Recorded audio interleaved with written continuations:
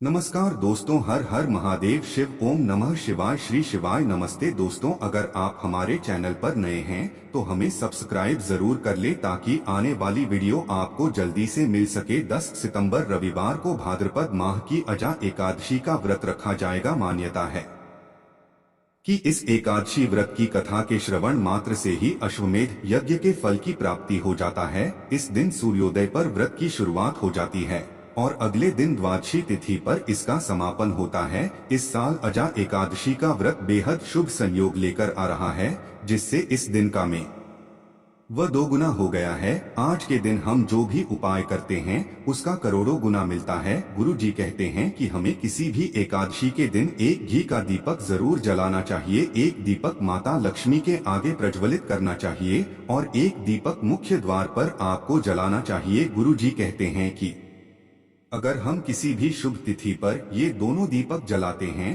तो माँ लक्ष्मी अवश्य ही हम पर प्रसन्न होती है। हमारे घर में कभी भी धन धान्य की कमी नहीं रहती है। शाम के समय 6 से 8 बजे माँ लक्ष्मी साक्षात सभी के घरों में विचरण करती है। इस वीडियो को ध्यान से देखिए, इसमें हमने बताया है दीपक को कैसे और कौन सी जगह पर जलाना चाहिए जिससे आपकी सभी मनोकामनाएं पूरी हो सके। ध्यान से सुने, पूरा सुने, आधा अधूरा सुना हुआ कभी लाभ नहीं देगा। चलो चलते हैं, सुनते हैं। जगह पर चुपचाप एक दीपक जलाकर छोड़ दें, इससे मृत्युदंड, पितृदोष, महाकाल सर्प दोष, नजर दोष, शनि दोष, राहु दोष सब कुछ खत्म, किस्मत पर लग जाएंगे 4 चांद। माता लक्ष्मी दौड़ी दौड़ी चली आएंगी, कंगाल भी होंगे धनवान। दोस्तों, आज हम आपको बताएंगे दीपक जलाने की कितनी ज्यादा फायदे आपको अपने जीवन में मिलते हैं और किस प्रकार आपको दीपक जलाना चाहिए, कौन सी दिशा में, जिससे आप बहुत ज्यादा तरक्की प्राप्त कर सकें और अपने जीवन में सभी बाधाओं को खत्म कर सके। सबसे पहली बात तो आपको ध्यान में रखनी चाहिए कि अपने घर के मंदिर में रोजाना ही आपको दीपक जलाना चाहिए। कभी भी ऐसा नहीं होना चाहिए आपने दीपक जलाया हो, क्योंकि घर के मंदिर में रोजाना दीपक जलाना बहुत ही जरूरी होता है। इसी से आपके घर से सभी नेगेटिव एनर्जी है। अगर आप कोई भी दीपक नहीं जलाती हैं घर के मंदिर में या फिर अपने घर में शाम के समय, तो इससे आपके घर का वातावरण बहुत ज्यादा निगेटिव तो होता ही है कि घर की परेशानी भी बहुत ही ज्यादा बढ़ने लगती है। घर का मुखिया होता है, उसे बहुत ज्यादा ही मेहनत करनी पड़ती है। इसकी वजह से परेशानी, डिप्रेशन और टेंशन में घर का मुखिया पहुंच जाता है। शाम का समय हिंदू धर्म में बहुत ही ज्यादा महत्वपूर्ण माना जाता है और जो लोग शाम के समय कभी भी घी का दीपक या फिर का दीपक अपने घर में नहीं जलाते हैं तो उनके घर में हमेशा ही मुसीबत बनी रहती है। यानी कि एक मुसीबत से निकलते हैं तो दूसरी मुसीबत में उससे पहले ही फंस जाती है और हमेशा ही धन की समस्याएं, परेशानियां बढ़ती रहती हैं। उनके जो बच्चे होते हैं वो भी उनके खिलाफ होने लगते हैं, उनका कहना बिल कोई भी नहीं मानते हैं। इसी तरह से घर का पूरा माहौल ही दुखपूर्ण होने लगता है। काफी लोग इन चीजों को मानते भी हैं लेकिन जानते हुए भी उपाय नहीं कर पाते हैं और भूल जाते हैं। उन्हें इन चीजों से होने वाले नुकसान के बारे में पता नहीं होता है। इसीलिए रोजाना आपको एक घी का दीपक या फिर तेल का दीपक जलाना बहुत ही जरूरी होता है। अगर आप नहीं जला सकते हैं तो कोई और व्यक्ति भी आपके घर में दीपक जला सकता है, लेकिन रोजाना दीपक जलाना बहुत ही जरूरी होता है। इसी से आपकी सभी नेगेटिव एनर्जी से हमेशा बाहर रहती है। दोस्तों, शाम का समय ऐसा होता है जिससे समय नकारात्मक ऊर्जा यह बहुत ही ज्यादा प्रबल होती है और आपके घर में प्रवेश कर जाती है। ऐसे में अगर आप घर में या घर के मंदिर में दीपक नहीं जलाते हैं तो नेगेटिव एनर्जी आपको बहुत ही ज्यादा परेशान करती है, आपके सभी काम बिगाड़ने लगती है। जिस समय सूरज डूब जाता है उसी समय ये नेगेटिव एनर्जी ज्यादा प्रबल हो जाती है। उसी समय आपको मुंह हाथ पैर धोकर दीपक जलाना चाहिए। अगर आप खुद नहीं कर सकते हैं तो कोई और व्यक्ति भी आपके लिए ऐसा कर सकता है। दोस्तों, अब जिस घर में बहुत सारे लोग बीमार रहते हैं या फिर बीमारी कभी भी ठीक नहीं होती है तो यह भी एक संकेत होता है कि आपके घर में बहुत ही ज्यादा नकारात्मक ऊर्जा है जो परेशानियों को, बीमारियों को, मुसीबतों को बहुत ही ज्यादा बढ़ा रही है। सभी चीजों को खत्म करने के लिए आपको अपने घर में जब सूरज ढल जाता है तो उस समय घी का दीपक या फिर सरसों के तेल का या फिर तिल के तेल का दीपक भी पूर्व दिशा में आप जला सकते हैं। लेकिन रोजाना इन चीजों को करना बहुत ही जरूरी है, तभी आपको इसके लाभ मिल पाती है। अगर आपके घर में धन से जुड़ी समस्याएं, नौकरी, बेबस आई से जुड़ी हुई कोई भी समस्याएं हैं, अगर ऐसी समस्याएं बहुत ही ज्यादा होती है तो आपको अपने घर के उत्तर दिशा में रोजाना ही घी का दीपक जलाना चाहिए। इससे एक भी दिन आप मिस न करें। अगर आप रोजाना उत्तर दिशा में घी का दीपक जलाते हैं तो इससे आपकी धन से जुड़ी हुई समस्याएं खत्म हो जाती है। जिन लोगों को नौकरी नहीं मिलती है तो उनको भी नौकरी मिलने लग जाती है। और अगर वही व्यक्ति जिसको परेशानी है और वहीं अगर रोज दीपक जलाता है तो इससे मिलने वाले फायदे और भी ज्यादा हो जाती हैं। शाम के समय घी का दीपक या फिर तेल का दीपक जलाना बहुत ही जरूरी होता है। हाँ, कभी भी इन चीजों को नजरअंदाज न किया करें, क्योंकि इन्हीं से आपके जीवन में परेशानियां बढ़ जाती है और आपको मुसीबतों का सामना करना पड़ सकता है। आपको यह जानकर हैरानी होगी कि जो भी घी का दीपक आप जलाते हैं उससे निकलने वाली ऊर्जा होती है, वह आपके घर में जब फैलती है तो इससे घर का माहौल एकदम से सुख में बनने लगता है, यानी कि पॉजिटिव होने लगता है। घर के सभी लोग शांति से रहने लगते हैं। इसी प्रकार से जो तेल का दीपक होता है, यह भी जब जलता है तो इससे आपके आसपास जितनी भी नकारात्मक ऊर्जाएं हैं वो खत्म हो जाती है, क्योंकि इन दीपकों से निकलने वाली जो ऊर्जाएं होती है, धुआं होता है, वो नेगेटिव एनर्जी निकालता है और आपके आसपास की एनर्जी को पॉजिटिव बनाता है। तो यह बहुत ही जरूरी चीजें हैं। शाम के समय कभी भी आप इन चीजों को कभी मिस न किया करें, तभी आप अपने जीवन में सफलता पा सकते हैं और आपकी जितनी भी मनोकामनाएं हैं वो भी पूरी होती है।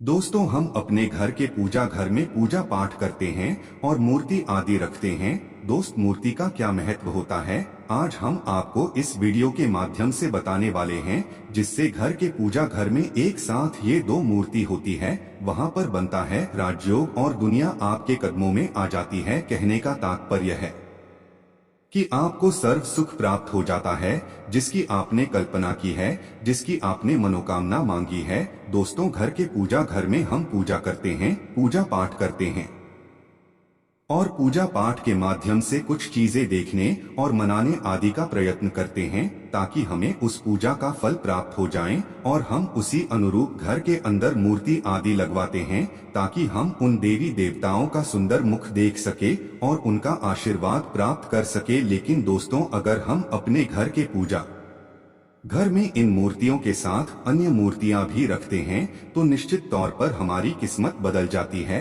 और देखते ही देखते हमारे जीवन के अंदर की सारी कंगाली समाप्त होने लगती है। दोस्तों, बात करते हैं उन मूर्तियों के बारे में कि आखिर कौन सी दो मूर्तियां एक साथ में आपको रखनी चाहिए ताकि उसका सच्चा सर्व सुख आपको प्राप्त हो सके। और सबसे पहले अगर हम किसी मूर्ति की बात करें तो दोस्तों, अगर आप श्री कृष्ण के भक्त हैं और बाल गोपाल की मूर्ति रखते हैं, तब आपको भगवान श्री कृष्ण के साथ माता रानी राधा जी की मूर्ति भी आपको जरूर रखनी चाहिए। दोस्तों, या भगवान कृष्ण की अगर आपके घर में तस्वीर है तो उसके साथ ढांचे की भी तस्वीर संयुक्त जोड़े के रूप में आपको लेकर आनी चाहिए। दोस्तों, यह प्रेम और एकता की एक ऐसी अनोखी मिसाल है कि जिस घर में इन दोनों की तस्वीरें होती है तो समझ लीजिए उस घर के अंदर किसी भी प्रकार का गृह क्लेश नहीं होता है। दोस्तों, पति पत्नी और परिवार जनों के बीच परस्पर प्रेम रहता है और घर में धन धान्य में अपने आप ही वृद्धि होती है। इसीलिए यह जरूरी माना गया है, अगर आप भी इन मूर्तियों को रखते हैं तो निश्चित तौर पर आपके जीवन में अपने आप ही फायदा प्राप्त हो जाएगा। दोस्तों, कई लोग अपने घर में माता लक्ष्मी की पूजा करते हैं तो सोचते हैं कि भगवान विष्णु की भी पूजा करें या न करें, या फिर उनकी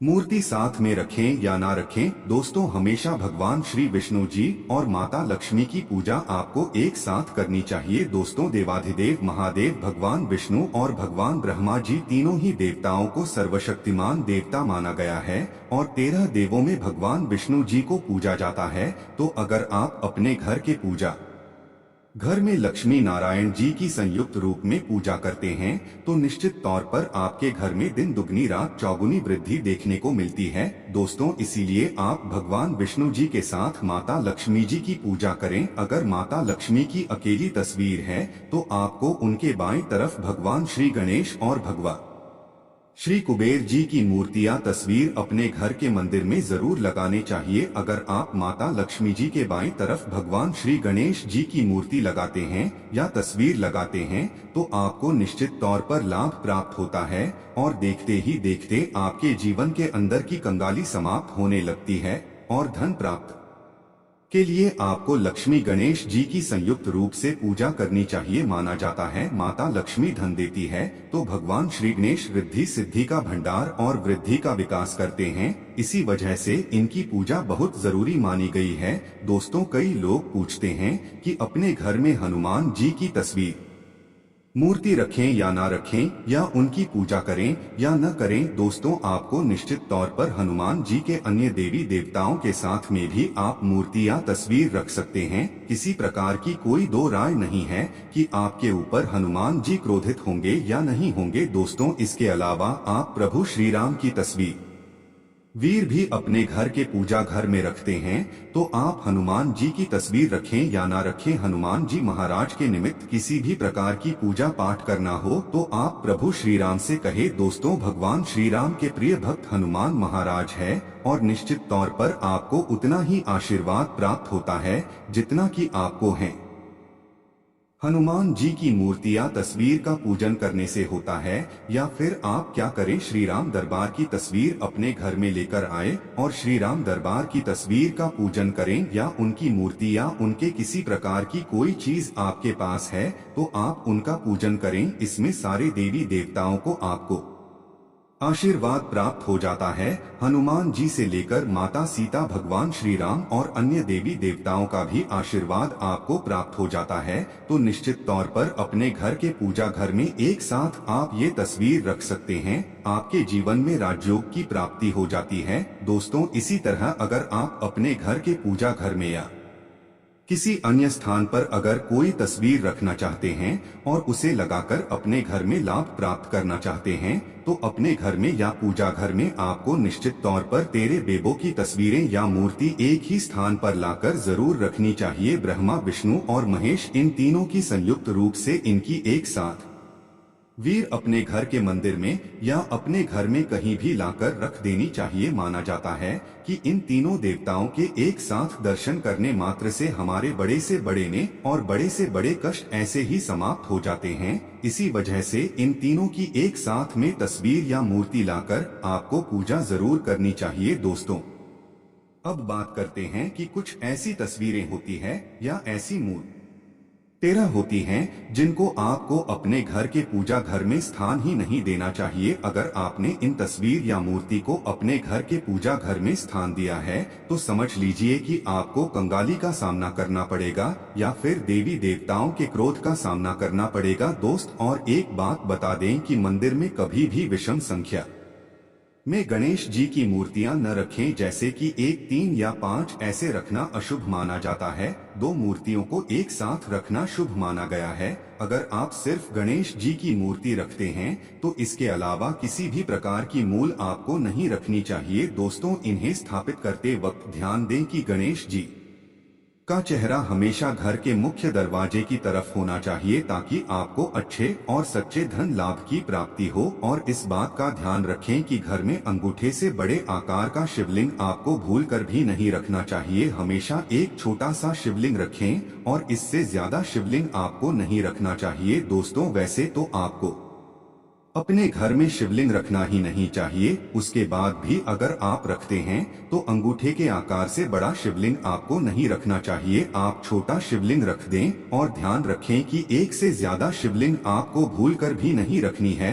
घर में अगर आप शिवलिंग रखते हैं तो शिवलिंग के ऊपर आपको तुलसी भूलकर भी नहीं करना चाहिए। अगर आपने शिवलिंग रख लिया है और उस पर तुलसी अर्पण कर दी है तो देवी देवताओं के क्रोध का आपको सामना करना पड़ेगा। दोस्तों, मंदिर में हमेशा अगर आप हनुमान जी की तस्वीर रखना चाहते हैं, आप हनुमान जी महाराज के अनन्य भक्त हैं, तो बैठे हुए हनुमान जी महाराज की मूर्ति की रखिए। बजरंगबली रुद्र भगवान शिव के अवतार हैं, इसीलिए उनकी भी शिवलिंग की तरह ही मूर्ति रखी। साथ ही जो पति पत्नी होते हैं, वैवाहिक जीवन आपने नया स्टार्ट किया है, तो हनुमान जी की मूर्ति या तस्वीर अपने कमरे में, अपने बेडरूम में आपको भूलकर भी नहीं रखनी चाहिए, अन्यथा आपको आपके जीवन में कई प्रकार के दोषों का सामना करना पड़ता है। दोस्तों, हनुमान जी ब्रह्मचारी हैं, तो इस बात का आपको ध्यान रखना चाहिए। दोस्तों, राधा कृष्ण की मूर्तियां अगर आप जैसे अपने शयन कक्ष में सोते हैं और वह आपके बैंक के सामने की तरफ रखी है कि जैसे कि आप सुबह उठे और आपको उठते ही पहले उनके दर्शन हो जाएं, तो समझ लीजिए कि आपका जीवन मालामाल होने वाला है। किसी भी प्रकार का कोई दुख धन की चिंता आपके जीवन में नहीं रहेंगी। दोस्तों, इसी तरह अगर माता दुर्गा की तस्वीर आप अपने घर में लेकर आना चाहते हैं और चाहते हैं कि माता दुर्गा की तस्वीर के माध्यम से आप अपने जीवन में समृद्धि देखें, तो दोस्तों भूलकर भी आपको माता दुर्गा की क्रोधित अवस्था की तस्वीर जैसे कि महाकाली की तस्वीर या फिर महिषासुर का वध करते हुए या क्रोधित अवस्था में मां लक्ष्मी की, माता दुर्गा की तस्वीर लाकर आपको उनकी पूजा नहीं करनी चाहिए। दोस्त, तो हमेशा शांत और सुंदर मुख वाली तस्वीर ही अपने घर के अंदर लाकर पूजा करनी चाहिए। बहुत ही शुभ और मंगलकारी माना जाता है। दोस्तों, इस बात का ध्यान रखें कि अगर आप अपने घर में मूर्तियां रखते हैं तो आपको इनको भूलकर भी टूटे हुए चावल नहीं चढ़ाने चाहिए। बेहतर होगा कि आप हल्दी में चावल को पीला करके ही वो चावल चढ़ाएं, लेकिन टूटे हुए चावल आपको भूलकर भी माता लक्ष्मी को या अपने घर में देवी देवता को नहीं चढ़ाने चाहिए। दोस्तों, इसी तरह इस बात का भी ध्यान रखें कि अपने घर के मृत परिजनों या पूर्वजों को मंदिर में स्थापित न करें, ऐसा करना अशुभ माना जाता है। और अगर आप ऐसा लगातार कर रही है तो निश्चित तौर पर आपके परिवार के ऊपर दोष लग सकता है और पितरों का भी दोष लग सकता है। पितरों की पूजा एक अलग स्थान पर की जाती है, घर के मंदिर में उनको स्थापित नहीं किया जाता है। दोस्तों, इसी तरह भगवान की तस्वीर या भगवान शनिदेव की, राहु केतु के इस प्रकार की तस्वीरें अपने घर में ही नहीं लेनी चाहिए। प्रतीकात्मक रूप से आप घर के पानी रखने के स्थान पर उनकी पूजा कर सकते हैं, क्योंकि इनकी साधना तंत्र मंत्र और वे विशेष महत्व द्वारा की जाती है। घर के अंदर आप ऐसे ही इनकी पूजा पाठ आप नहीं कर सकते हैं। इनकी पूजा पाठ में अगर किसी प्रकार की कमी रह जाती है तो उनको बहुत ज्यादा क्रोध आ जाता है। इनके क्रोध का आपको सामना करना पड़ता है। इसी वजह से आपको इस प्रकार की तस्वीर या मूर्ति या अपने घर के नहीं रखना चाहिए। और जो पहले हमने आपको बताया उस प्रकार की तस्वीरें तो निश्चित तौर पर आप रखकर अपने जीवन में फायदा प्राप्त कर सकते हैं। दोस्तों, अगर आप भगवान भोलेनाथ से प्यार करते हैं तो कमेंट बॉक्स में लिखें हर हर महादेव, ओम नमः शिवाय।